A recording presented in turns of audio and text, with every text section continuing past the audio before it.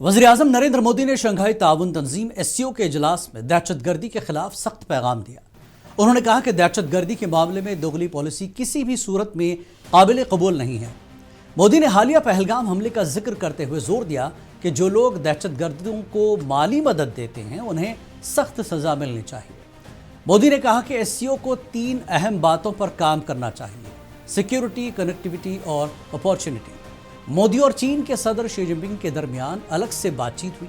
इसमें तिजारत और सरमायाकारी को बढ़ाना, दहशतगर्दी से मिलकर निपटना, मुनसिफाना तिजारत को फ़रोग देना और इसके अलावा फ़ज़ाई राब्ते बेहतर बनाना, वीज़ा के अमल को सहल बनाना समेत सरहदी तनाज़ा और चीन के बड़े डैम पर भारत की तशवीश भी ज़ेर बहस आई।